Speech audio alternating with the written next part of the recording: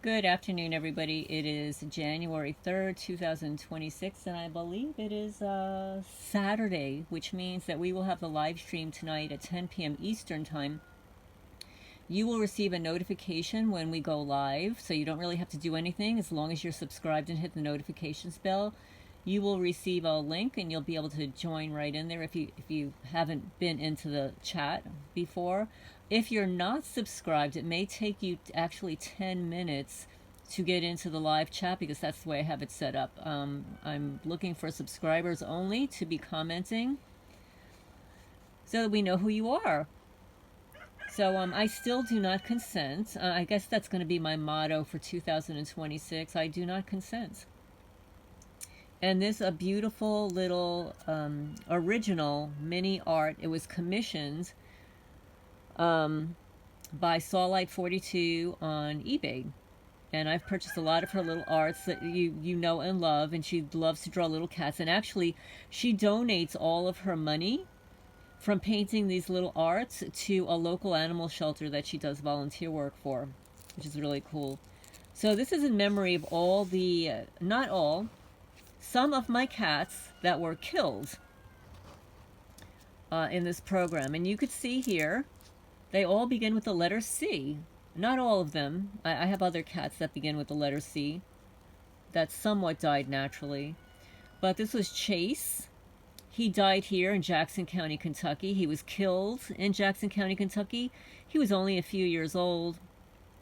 Cherry, she was killed at 52 Sutton Drive in Manalapan, New Jersey, a home I lived in for 30 years as original owner. And she was 1.5 years old. And then there is Cinnamon. So I've got two Cinnamons, okay? A Cinnamon, which I called Mini Me because she was the daughter of Big Cinnamon. Big Cinnamon, big boy. He was murdered. I watched him be killed with directed energy weapons on December 10, 2018. Compliments of the Manalapan, New Jersey Police Department and the local neighbors, yes. And then, of course, the next morning they brought Tina Booth. Remember Tina Booth? And what's his name? Officer Joyner, who was wearing a body cam. And when I FOIA requested the body cam, I get no response. Just saying, he had the body cam. And they muted my cameras, my porch camera. So this is in memory of Chase, Cherry, Cinnamon. Cinnamon was the alpha male of the feral cat colony. I trapped him, neutered him, socialized him. This is a cat that I was able to dance with. He would mirror my walk in the house, and he would follow me, and he was a lovely, lovely cat. Then there was Comet. I called her little Cometina because she was the cutest little teeny weeny cat. Comet was perfectly healthy, and I believe she was around 4 years old at the time that they intentionally gave her throat cancer. Meanwhile, she had had a vet appointment just weeks before, clean bill of health along with her sister, clean bill of health. Lo and behold, she gets throat cancer, and then her sister gets nose cancer. Yes, and according to Dr. Staninger, they were experimenting on my cats and in order to torture me, which they did do. And then there was Chiron.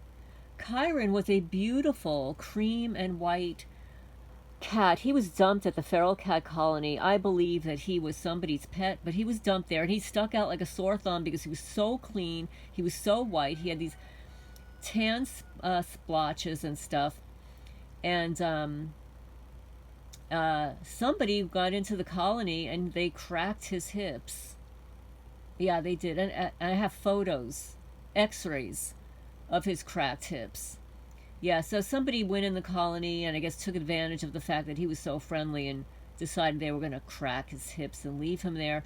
When I went to the colony, he was just laying there motionless. Yeah, this is where they torture animals in Manalapan and Jackson County, Kentucky. Manalapan, New Jersey, by the way. Manalapan, New Jersey. And just saying, there are Satanists, Luciferian Satanists, Freemasons that perform witchcraft, bitchcraft, rituals, in every state, in every county, and it's growing exponentially. So you really need to be aware that this actually does happen. So in the news, I follow Paul Mueller. He is an animal advocate, activist, and there has been a slew. And you remember, we've got a full moon, and he showed graphic photos, which I won't show you, but you can go to his channel, Paul Mueller, Mueller. And I would hope that you subscribe so that you can see what happens to animals in this country, and you'll have an eye for the psychopathy behind the torture of animals, and also knowing that, you know, on a full moon that they go out and target animals. And they actually targeted three dogs in execution style bullets and laid them out in a triangle pattern on a blanket. Photograph is on Paul Mueller's YouTube channel. And then we've got the puppy killer. Yeah, this one, he wanted to get rid of his puppies. He had these two little adorable puppies, and he abandoned them, he tortured them or whatever, but somebody rescued them and brought them back to health and stuff, and they're doing fine, they're adopted. But thankfully, the guy from Lexington, Kentucky, he was prosecuted. Yeah. So there you go. You know, Kentucky, we're real good with animals here. They run wild, they're at large, they don't wear collars, they bark all night long, they wander the streets, they eat my chickens. Oh, like the list is endless. Oh, and the rooster fights. Yeah, the rooster fights. That's another thing that happens here in Kentucky. Oh, and let's not get into what they do sexually with the animals. That's a whole nother can of worms that I don't really want to go into. But now this is a guy after my heart. His name is Dr. Joseph. And he formed the Taper Clinic.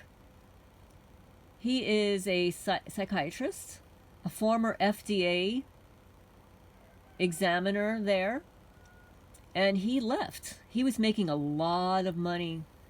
And he realized that what he was doing was wrong. The psychiatric profession was fraudulent. The psychiatric medications were doing more harm. And that the only way to get off of them is to taper them. And that's why he developed what's called a Taper Clinic. And I'm not affiliated with him in any way. I just appreciate him speaking out as a whistleblower. But you need to hear what he just said. And I've been saying this for a long time. You know, I feel like, what was it called? A town crier? Do you remember back in the day they had the town crier? They'd run through the streets and declaring the news and crying out loud stuff was happening, and nobody would pay any attention. Nobody would pay any attention to the town crier. I feel like I'm the town crier because at least 20 years ago, I was talking about the negative side effects of medicating children falsely diagnosed with ADHD, etc., etc. That's what my master's topic was on. I noticed what was happening to my daughter's friends that, like, I grew up watching. They were 2 years old, 3 years old. They all played together. They went to nursery school together. They went to grammar school together. They went to middle school together. In some instances, they went to college, university together. So they're still in contact with each other. And I watched what happened to the ones that were medicated by their parents. There was one girl in particular. She had a boyfriend who actually was a neighbor of mine. She was in a very long relationship with him. Very hypersexual. And I thought, that's very odd, you know. And I remember her telling me that she was being medicated with antidepressants and antipsychotics, and what was happening was she was developing the negative side effects, which was a hypersexuality. You give somebody a cocaine-like drug like Ritalin, you know, that's what's going to happen. If you know anybody that is a cocaine addict, you know, does cocaine, they will tell you that they become a little bit more horny when they're on cocaine, you know, and everybody like jokes about Sigmund Freud as being a fraud, but actually, you know, he was a cocaine addict at some point, and so he developed his psychosexual stages of development while snorting coke. But basically, it enhanced it enhanced his thoughts about the psychosexual stages of development, which I believe do exist. So, and actually, the first time I asked ChatGPT about it, there was nothing. There was nothing. I looked on the internet. Nothing. It was like it was scrubbed from the internet. And it was because of the penis envy. Penis envy. You know, where little girls, you know, will accidentally, you know, see their father in the shower or whatever, and they'll see that he's got one, right? And then she'll look down at herself and like, I don't have one of those. Like, how come I don't have one of those? Like, she doesn't know what it is. She doesn't know what it is, you know, but she just doesn't have one. So, you know, he postulated that, you know, it was like penis envy, like girls wanted something that the guys had. So anyway, I digress. You know, it's just so much fun talking about psychiatry. So anyway, I need to play this for you because this is not out of my mouth. And this is for educational purposes only. This is a Dr. Joseph Witt.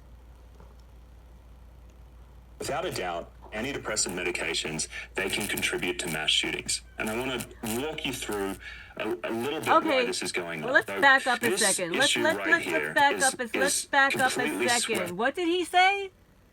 Wait, one sec. Well, in case you didn't hear it, in case you didn't get it.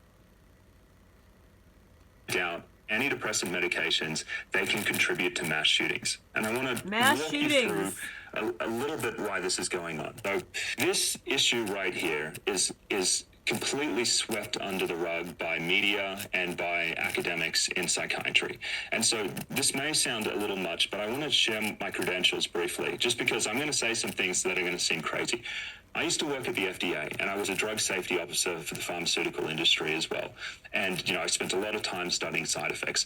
Without a doubt, antidepressant medications, they can contribute to mass shootings. And I want to walk you through a little bit why this is going on. First thing that I want to say is these drugs, already in their labels, violent behavior is listed. If you look at the SSRI labels, many people already know they can increase suicidal behavior, but they can also increase aggression and hostility in the drug label. They increase aggression and hostility. And something else, and he talks about this in another video, is one of the very negative side effects is not only the blunting, the emotional blunting, but emotional blunting linked with the lack of sexual desire or increased sexual perversions.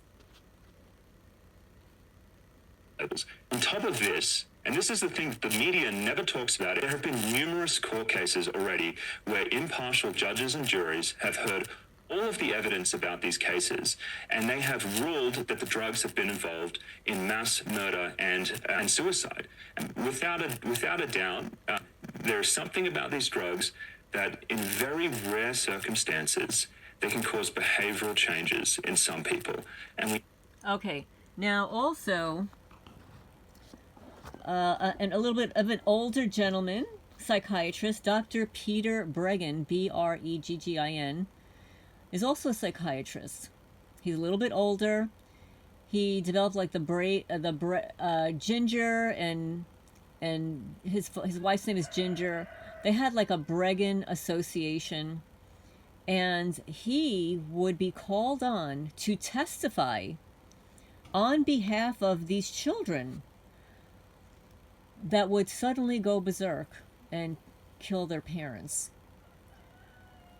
He interviewed them, and most of these children, prior to being placed on the medications, were straight A students, they were honor students, they had great personalities, but then there were sudden behavior changes once on the medications, and they can't always place these feelings into words, and sometimes if they were to stop taking them, it would cause horrific negative side effects. So anyway, I'm not going to going to play the rest of. Oh, well, wait a minute. There's only a couple minutes left. 1 second. We need to be looking at that. Without a doubt, antidepressant medications, they can contribute to mass shootings. Okay. This is a short. Without a doubt, he wanted to say that psychiatric drugs can be related to mass shootings. Now, do you think, in your opinion, leave a comment down below, in your opinion, the people that are harassing and stalking us, the Fusion Center operatives, the people that are hired to harass us, do you think any of them are taking antidepressants, antipsychotics, SSRIs, etc.? Leave a comment down below. Tell me what your thoughts are. You know, some people say, oh, they're just drug addicts. Well, maybe that's true, maybe that's not true. But what about pharmaceutical drugs? I'd like to hear your comments there. Ritalin, Adderall, Concerta, antidepressants, antipsychotics. So the topic of today actually is not that. I wanted to bring that to your attention, though, because that caught my attention when you talked about mass shootings. So we're going to talk about Stasi Zersetzung. Don't you just love that word, Zersetzung? It's got like a flary Zersetzung. So I'm reading from the Targeted Individual Handbook Master Copy. I don't know who wrote this, and I read the first portion of this in my live stream sometime, I can say last year now, sometime last year. I read the first 2 pages. Now I'm going to read at this point here a little bit of definition, and then we're going to go into zerzetsung. So mobbing is also referred by some people as bullying, psychological terrorism, and organizational violence. It's described as a collective form of psychological violence in which many individuals unite to persecute an individual. Mobbing is a way of destroying a person without using any physical means. Well, that's not necessarily true. Degrading themes are often used to try to prevent people from coming forward. So the degrading themes here are throwing trash on your property, putting a penis, a dildo in my mailbox, dead animals. My neighbor down the block, the poopy nurse and her poopy husband and her poopy son, they drove up to my gate, caught on camera, with their pickup truck, and threw soiled toilet paper and the bag over my gate, which means that they were trespassing and littering on my property. That is a form of harassment. It's a form of vandalism. And she also left a bag of poopy diapers in front of my mailbox, also caught on camera. Accidentally caught on camera because I was videotaping something else. And then I see somebody drive up and leave the bag in front of my mailbox. And I walked up there and I showed you guys actually what was in the bag. So we know who that bitch is. Poopynurse.com. So yeah, so they're leaving their debris. Tells you who they are. Has nothing to do with me. Leaving them, they want us to be unnerved and psychologically distressed. To have the time and energy, to have no time and energy for anti-government activism. So what we're seeing now is a globally coordinated and organized effort to control of control and conformity. Many countries around the world are currently using a model of policing called community-oriented policing, which is gangstalking. Organized stalking is a form of terrorism. It's used against an individual in a malicious attempt to reduce the quality of a person's life so they will have a nervous breakdown, become imprisoned, institutionalized, experience constant mental, emotional, and physical pain, become homeless, and/or commit suicide. So what this basically is, it's called premeditative murder. That's basically what it is. Organized stalking is a form of terrorism, but it's premeditated. Premeditated because it's thought of in advance. They have a skit that they follow. They form groups together. They talk about what they're going to do to their target. It is premeditated, which holds a higher consequence in the court of law. So organized stalking is a form of terrorism used against an individual in a malicious attempt to reduce the quality of a person's life. This is done using well-orchestrated accusations, lies, rumors, bogus investigations, setups, framings, intimidation, overt or covert threats, vandalism, thefts, like stealing your panties, stealing your pink lavender Swatch watch. Oh, they've stolen so many things. I write a list. Actually, I've got to write a list to the sheriff before he leaves office of all the things that were stolen from my house in 2025. Yeah, I do that every year, by the way. Sabotage, torture, humiliation, emotional terror, and general harassment. It's a ganging up by members of the community who follow an organized method and participate in a systemic terrorizing of an individual. Once again, this is premeditated. So what are the goals of gang stalking? The usual goal is to isolate the target from all forms of support so that the target can be set up in the future for arrest, institutionalization, or forced suicide. These are a part of the Stasi Zersetzung tactics. It is called please forgive my pronunciation here. Sikul Mamukad in Hebrew. Sikul Memukad in Hebrew. What does it mean? It means targeted killing.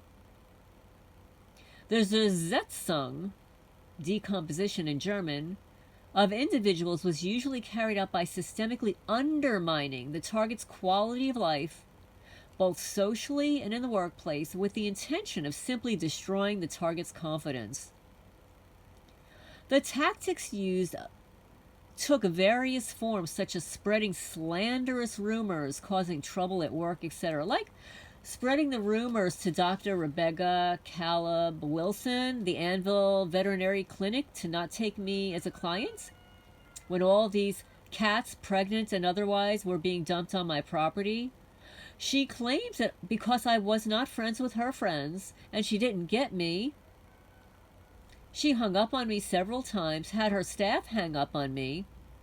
Yes, I filed multiple complaints. She actually received a complaint letter from the Attorney General that she was supposed to respond to. I don't know if she responded because I didn't receive a copy of her response. She probably ignored it.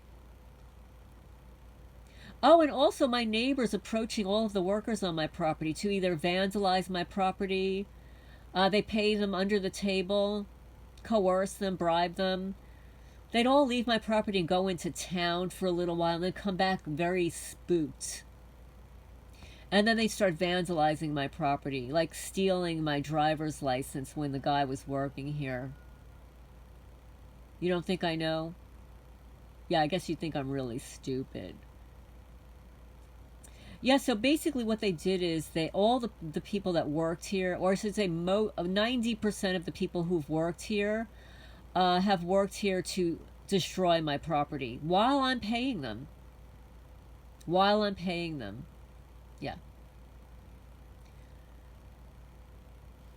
Organized harassment is a form of fourth-generation warfare. It's a form of political information warfare waged against civilians by a state or other entity. So an other entity can be a corporation, it could be a business, it could be groups of people, it could be your local lodges, your local Freemasonic lodges, it could be a bunch of cult witches, it could be all of the above or none of the above. It could be private investigators, private security firms, it could be Infraguard, it could be, could be anybody. Because you know what happens with the fusion centers and Homeland Security, once again, it's an oxymoron. Homeland Security, they haven't fought one security threat that I'm aware of. Did anybody stop the assassination of Charlie Kirk? Did anybody stop any of those school shooters before it happens? I'm not saying after it happened. before? Was any of it prevented? No.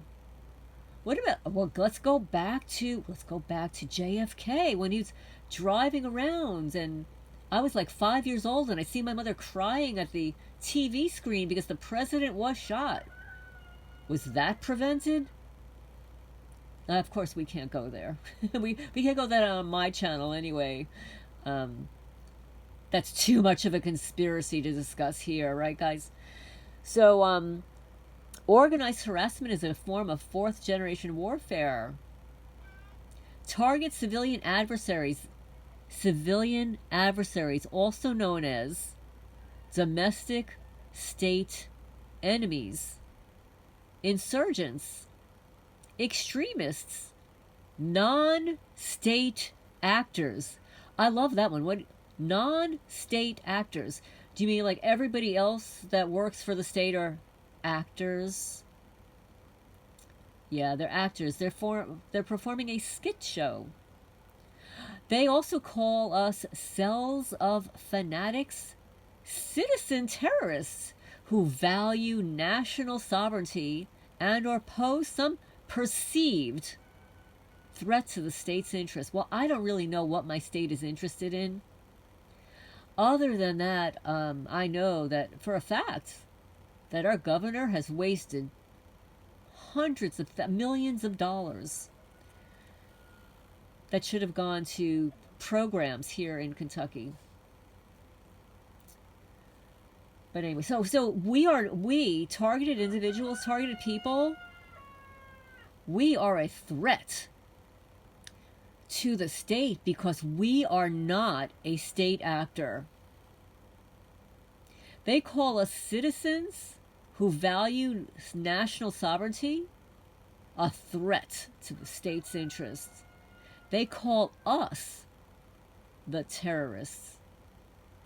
The law-abiding, peaceful citizens, independent thinkers who have a brain, who can think for ourselves, they consider us to be the terrorists.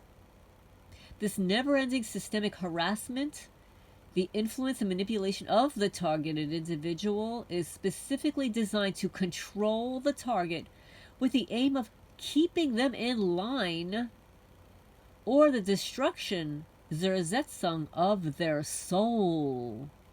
See? They're after your soul, guys. Zersetzung was the East German secret police's methodology of psychological decomposition. The long-term objectives of these harassment and experimentation campaigns, experimentation campaigns, appear to be quite fundamental. One, induce a sense of perverted, there's that word again, perverted loyalty towards the very agencies engaged in the harassment. Imagine being loyal to somebody that tortures and harasses somebody else. Okay. Says something about their lack of a soul. Number two, to redirect the targeted individual's feelings of hopelessness, anger, and frustration towards racial and ethnic groups? I don't know, guys. I have no anger towards racial and ethnic groups. In fact, I have come to realize that the local hillbillies around here, they are the sickest people on the planet. It's not the blacks, it's not the brown people, it's not any other ethnic groups, but here in rural Kentucky, these hillbilly creatures, these people are sick off the wall. They want to force number three, they want to force the individual to commit an act of violence, whether it's suicide or murder, under conditions which could be plausibly denied by the government. Right. Yeah, well, the government, they lie about everything anyway. Right? They lie. That's what they do. All of them, not just here, all cities, all states. There's liars in local governments all across the world. So, microwave harassment and mind control experimentation. You hear that? Microwave harassment coupled with mind control experimentation. This is according to Julianne McKinney, may she rest in peace, Director of Electronic Surveillance Project, Association of National Security Alumni. And I knew Julianne. We had corresponded over a couple of years. She was the one actually that found the local airport that was flying helicopters over my house at 52 Sutton Drive, Manalapan, New Jersey, a home I lived in for 30 years as original owner. Yeah, it was Julian that did the research and found the airport in Freehold that was doing that to me. The objective of the campaign is to separate a person from friends, family, keep them unemployed, induce homelessness, reduce the quality of life so much that they suffer a nervous breakdown, cause them to commit suicide, which, guys, don't ever do that. First of all, as my daughter says, it's not like you to give in to peer pressure. When we were driving along the road, I was driving her back to university, and all the cars were like driving by me. Like, I'm on 287, and I'm thinking, these cars are driving real, like I'm driving, what was I driving, 65 or whatever? And the cars are like zooming past me. I said, do you think I should speed up? Everybody's driving past me, and I'm like in the fast lane. She turns to me, she says, Mom, it's not like you to give in to peer pressure. She's got such a way with words. So they want you to commit suicide or end up medicated, incarcerated, institutionalized. This was taken from Rich, State-Sponsored Terror Campaigns, The Hidden Evil. Mark M. Rich, on page 45. Our kingdom will be an apologia of the divinity Vishnu, in whom is found its personification. In our 100 hands will be, one in each, the springs of the machinery of social life. We shall see everything without the aid of official police, which, in that scope of its rights which we elaborated for the use of the Goyim, hinders governments from seeing in our programs one third of our subjects. You hear what they're calling us? 1/3 of our subjects. That means 1/3 of the population. They're calling us subjects. They're not even called us people. 1/3 of our subjects will keep the rest under observation from a sense of duty on the principle of volunteer service to the state. Let me repeat that because I butchered it. In our programs, 1/3 of our subjects will keep the rest under observation from a sense of duty on the principle of volunteer service to the state. It will then be no disgrace to be a spy and an informer, like a rat snitch, peeping Tom, rat snitch, little snitchy witchy. But a merit.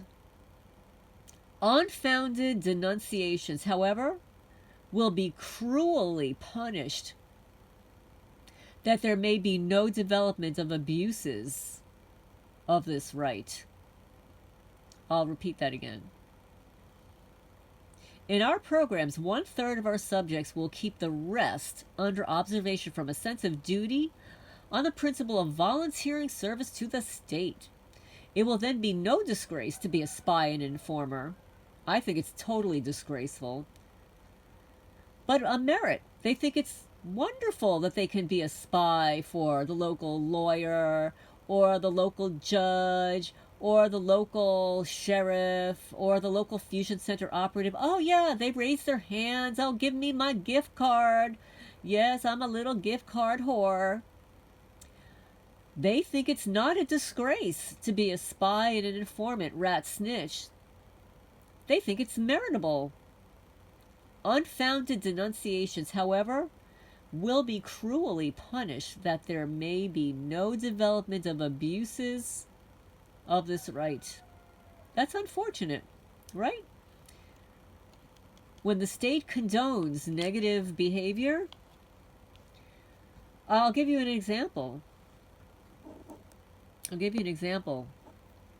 I watched this today. You know how I like to watch these law and crime videos. So today, another copper, I don't know, 15, 20 years on the beat.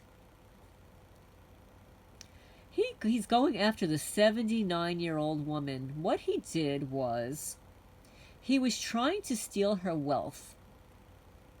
He maneuvered his way into her bank account. I don't know all the details of how he did this. He maneuvered his way into her bank account. 79-year-old woman. Had a house. Her husband must have died. Realized that she had money. You know, you get to 79 years old, your husband dies, leaves you with money. You got money. Weasels his way. He's stealing money from her bank accounts. He decides, well, that's really not enough for me. You know why? Because she started to realize that money was disappearing from her account. So she filed a complaint. So he decides, well, we can't have that. We can't have anybody find out who's doing this, you know? And meanwhile, it's all caught on camera. Stupid ass. It's all caught on camera. It's caught on a surveillance camera on the street. On one instance, it was even caught on his own body camera. What an idiot. So anyway, he decides he's got to off her. So he maneuvers his way into the house, pins her down on the floor. This is a 79-year-old frail woman. This guy is a thug, I don't know, 40-something, and he's married with kids. And he's not a bad-looking guy, you look at his face up close, he is a mean, the corners of his mouth turned down, he's mean effer.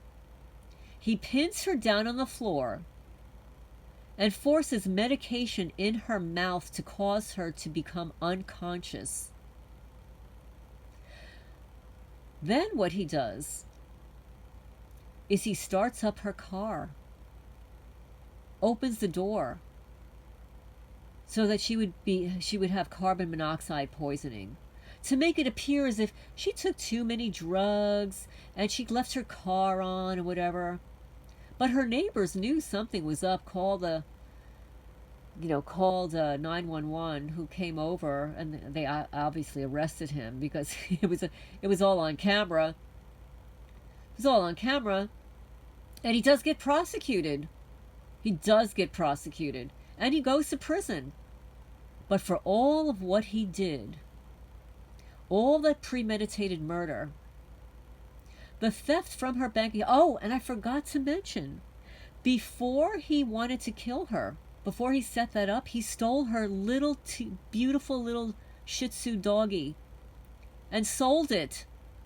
Sold her dog. Tried to off her. He gets caught because he's such a stupid ass. Goes to prison for only 15 years. And then somebody told me when I left a comment that 15 years is nothing, but at least, he'll have some justice with the population of prisoners who don't like cops anyway. And the person writes, oh, he won't be with the general population. It's like, what? Cops get special treatment even in prison? You're kidding me. So anyway, I hope her family files a massive lawsuit. I hope so. They need to sue him. So yeah, so that's what was happening in the news. Another cop, 20 years. I think it was pretty much 18 or 20 years of service. So now let's continue with the Targeted Individual Handbook master copy. And again, there's no author here. Our agents will be taken from the higher as well as the lower ranks of society from among the administrative class who spend their time in amusements, editors, printers, publishers, booksellers, clerks, salesmen, workmen, coachmen, lackeys, etc. This body, having no rights and not being empowered to take any action on their own account, and consequently a police without any power, will only witness and report. Verification of the reports and arrests will depend upon a responsible group of controllers of the police affairs. So what we're seeing as being targeted people when we file police reports, their reports are being controlled by someone higher up. While the actual act of arrest will be performed by the gendarmerie and the municipal police, any person not denouncing anything seen or heard concerning questions of politics will also be charged with and made responsible for concealment if it be proved that he is guilty of this crime. So I'm going to end here. We're on the 40-minute mark here. I just wanted to read a little bit of this Targeted Individual Handbook master copy about zerzetsung. Oh, wait, 1 second. I wanted to pull something up here. I asked Grok. You can't count on Grok for a lot of things, but I just want to repeat this one paragraph. Zerzetsung, German for decomposition or disintegration, was a covert psychological warfare technique employed by the Stasi, the Ministry for State Security in East Germany. During the Cold War, it aimed to undermine and destabilize perceived, there's that perceived again, enemies of the state such as political dissidents, activists, and intellectuals through subtle, non-violent methods designed to erode their mental health, social relationships, and credibility without leaving obvious traces of persecution. Well, that was an epic fail here in Jackson County, Kentucky. without leaving obvious traces of persecution. Come on, guys. It's so obvious. Tactics include spreading rumors to isolate individuals, manipulating personal relationships, staging infidelity accusations. Well, I've been celibate for 6.5 years. There ain't nobody here I'd be like even remotely interested in. Interfering with careers, anonymous complaints to employers or YouTube, gaslighting, rearranging belongings in your home, noise campaigns, constant surveillance to induce paranoia. The goal was to decompose the target's psyche, leading to self-doubt, breakdown, or suicide while maintaining plausible deniability for the regime. This was formalized in Stasi directives from the mid-1970s, emphasizing psychological operations over physical repression. Now, they claim that it was used from the mid-70s to 1976 when it was officially codified in the Stasi guidelines, until the collapse in 1989 to 1990. It actually intensified in the 1980s as the Stasi shifted toward more sophisticated, covert methods amid growing internal dissent. The tactic effectively ended with the fall of the Berlin Wall, November 9, 1989. And the subsequent dissolution of the Stasi in early 1990 during German reunification. The Stasi's archives were opened, revealing the extent of these operations. And actually, I read that on my channel. I read an article about how the archives were opened, revealing what was happening, so that the family members of the people that were used during this regime could receive some closure on what happened to their loved ones. While the official program ceased, its legacy persists in discussions of psychological repression and has influenced modern analysis of surveillance states. So I hope everybody's doing today. Just remember that, according to Dr. Yosef, the Taper Clinic, antidepressants are linked to mass shootings. This is Lorraine Alternative Homesteading signing off for now.